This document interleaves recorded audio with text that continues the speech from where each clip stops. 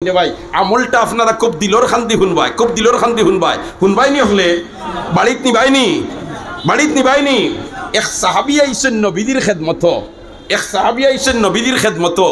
আর আইয়া কইন আল্লাহর রাসূল আমি গরিব মানুষ, দিন মজুর মানুষ, সারাদিন খাম করি আর খাম করার বাদে যে সামান্য পয়সা পাই ইগুনটি আমার বেতে বান হয় না, আমার অভাব যায় না, আমার টেনশন যায় না, আমার সমস্যা যায় না। আল্লাহর রাসূল আপনি আমারে কোনো আমল কইয়া দেখা যে আমলটা আমি করিলে আমার এই টেনশন দূর হইতো, আমার সচ্ছলতা আইতো, আমি একজোড়া কিছু পয়সা করিরও মালিক বনতাম, কোনো আমল কইয়া দেখা।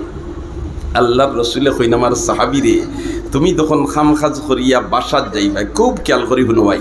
বাসাত যাইবাই, বাসাত গিয়া দরজার সামনে খাড়া হইয়া তুমি ফয়লা আউযু বিল্লাহি মিনাশ শাইতানির রাজিম বিসমিল্লাহির রহমানির রহিম কুল হুয়াল্লাহু আহাদ আল্লাহুস সামাদ লাম ইয়ালিদ ওয়া লাম ইউলাদ ওয়া লাম ইয়াকুল লাহু কুফুয়ান আহাদ একবার পড়িবাই। খবর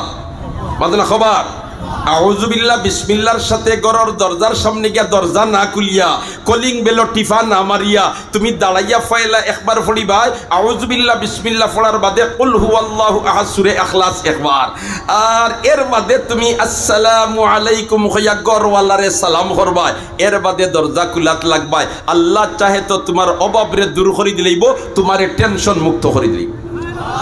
ই সাহাবিয়ে ই আমলিকান নবীদের খাস্তা কি যেমনে ফুঞ্চই আর ফুনিয়া গিয়া আমল খরাত লাগছই। এখন নবী দিয়ে ফাইন মাঝে মাঝে মাহফিল হইলে আমার এই গরিব সাহাবিরে দেখি না খেনে রে না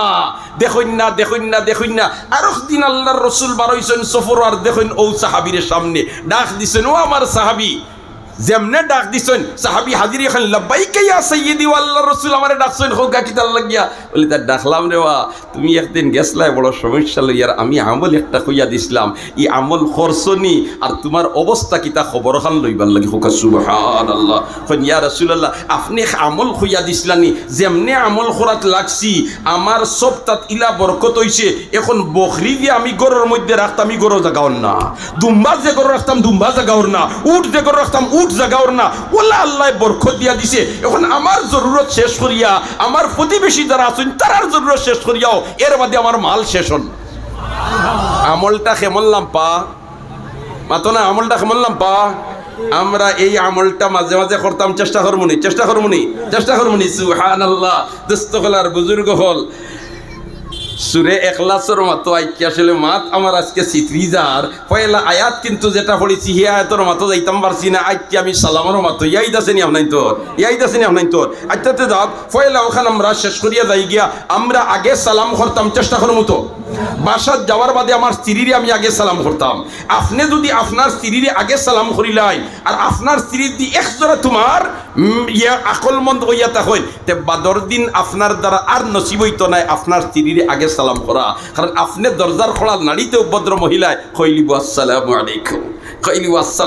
কারণ মহিলা যারা এরা কিন্তু আমলের দিকে তারা আর উৎসাহ উদ্দীপনা থাকে বেশি, জলদি করে তারা আমলের দিকে তরকি মিলায়। এখন আপনি বাসাত যাওয়ার বাদে যেমনি আপনার স্ত্রীরে কইলে আসসালামু আলাইকুম, এর অর্থ হইল আপনার উপরে শান্তি বর্ষিত, আর স্ত্রীয়ে যখন ফিরাইয়া কইল ওয়ালাইকুম আসসালাম আপনার উপরে শান্তি বর্ষিত, এই গরো আর অশান্তি থাকবে